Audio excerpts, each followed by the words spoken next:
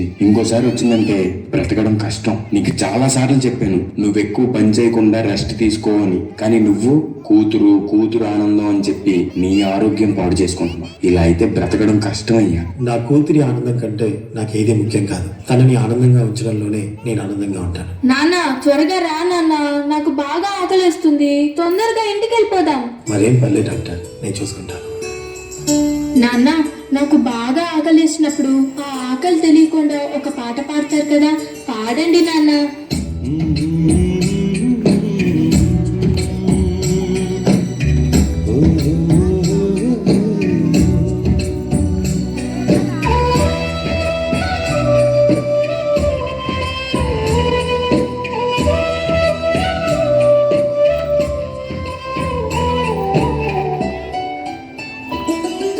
గుమ్మడి గుమ్మడి ఆడిందంటే అమ్మాడి, daddy ఊపిరిలో మురిసే కూచిపూడి.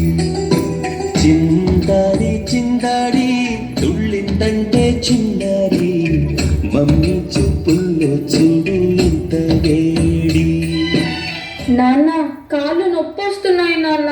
వద్దంటే వినదే పగలంతా ఆడి పాడి, ముద్దైన తినదే పరిగెత్తే పైడి లేడి. చిలకల్లే చెవిలో ఎన్నో సులాడి, పడుకోదే పన్నెండైనా ఏం చేయాలి. గుమ్మాడి గుమ్మాడి ఆడిందంటే అమ్మాడి, డాడీ కూపిరిలో మురిసే కూచిపూడి. ఏ చంద్రయ్య చంద్రయ్య, ఎక్కడయ్యా నా అద్దె డబ్బులు? 6 నెలల నుండి అడుగుతున్నాను, ఈ రోజుకి ఇంకా ఇవ్వలేదు. ఇలా అయితే ఉండొద్దయ్యా. నా ఇల్లు ఇప్పుడే ఈ క్షణమే ఖాళీ చేసి వెళ్ళిపోండి. అయ్యా కొంచెం చిన్నగా మాట్లాడండి అయ్యా. లోపల నా కూతురు నిద్రపోతుంది, విన్నదంటే బాధపడుతుంది. ఎలాగైనా 2 రోజులు మీ డబ్బు కట్టేస్తానయ్యా. ఏంటి చిన్నగా మాట్లాడాలా? అద్దె కట్టడం చేత కాదు గాని కూతురు ముందు పరువు కావాల్సి వచ్చిందా? రేపటి కల్లా నా అద్దె డబ్బులు నాకు ఇవ్వకపోతే ఇంట్లో ఒక్క సామాను కూడా ఉండేవను. ఏమైంది నాన్న? ఏం లేదమ్మా, పద పడుకుందాం. నేను మొత్తం విన్నాను నాన్న, నువ్వేం బాధపడకు నాన్న. నేను బాగా చదువుకొని ఒక మంచి ఉద్యోగం చేస్తాను. మనమే ఒక మంచి ఇల్లు కట్టుకొని ఆనందంగా ఉందాం. అప్పుడు ఎవరికి డబ్బులు ఇవ్వాల్సిన అవసరం లేదు కదా. నువ్వేం బాధపడకు నాన్న. ఎన్నెన్నో ఆశలతో పెంచానమ్మ గుండెల్లో,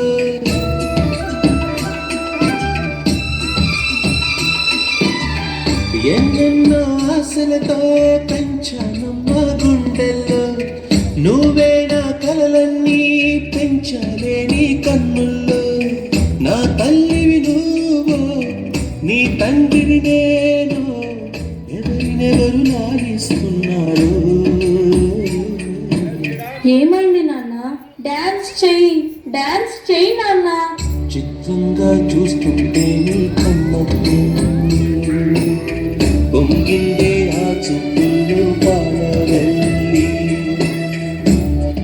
నాన్న రేపు నాకు ఢిల్లీలో ఇంటర్వ్యూ ఉంది. అందులో కానీ నేను సెలెక్ట్ అవుతే 60,000 జీతం వస్తుంది. ఇక మన కష్టాలన్నీ తీరిపోతాయి, హ్యాపీగా బ్రతికేయచ్చు. నీ ప్రశ్నలు నీవి, ఎవ్వరో బదులెవ్వరుగా. జాగ్రత్త అమ్మా, నీకోసం ఎదురు చూస్తూ ఉంటాను. త్వరగా వచ్చేవా? ఖచ్చితంగా ఆ జాబ్ ని సంపాదించే వస్తా. ఏ గాలో నిన్ను తరుముతుంటే అల్లరిగా. మరి నేను వెళ్ళొస్తాను నాన్న, నువ్వు జాగ్రత్తగా ఉండు. ఆగాలో లేదు తెలియదంటే చెల్లదుగా. ఈ జాబ్ నాకు చాలా అవసరం. మా నాన్న నా కోసం ఎంతో కష్టపడ్డాడు. మా నాన్నని హ్యాపీగా ఉంచాలంటే ఈ జాబ్ నాకు రావాలి. బతుకంటే పడి చదువా అనుకుంటే అతి సులువా. నా బంగారు తల్లి, నేను పని చేయట్లేదు, డబ్బులకి ఇబ్బంది పడుతున్నా అని తాను జాబ్ చేస్తా అని ఇంటర్వ్యూకి వెళ్ళింది.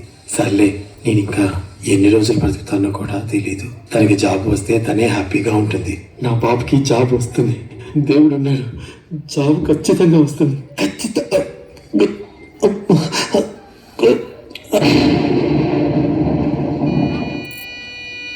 పొరపడినా పడినా జాలి పడదే కాలం మనలాగా. You are selected. నీకు ఈ జాబ్ వచ్చింది. Thank you so much sir. నాకు జాబ్ వచ్చిందని తెలిస్తే మా నాన్న చాలా హ్యాపీగా ఫీల్ అవుతారు. ఇప్పుడే ఈ విషయం మా నాన్నకు చెప్పాలి. ఏంటి నాన్న ఫోన్ లిఫ్ట్ చేయట్లేదు. సరేలే, డైరెక్ట్ గా వెళ్ళి సర్ప్రైజ్ చేద్దాం. ఆయన హ్యాపీగా ఫీల్ అవ్వటం నేను కల్లారా చూడాలి. ఒక నిమిషం కూడా ఆగిపోదేను వచ్చేదాకా.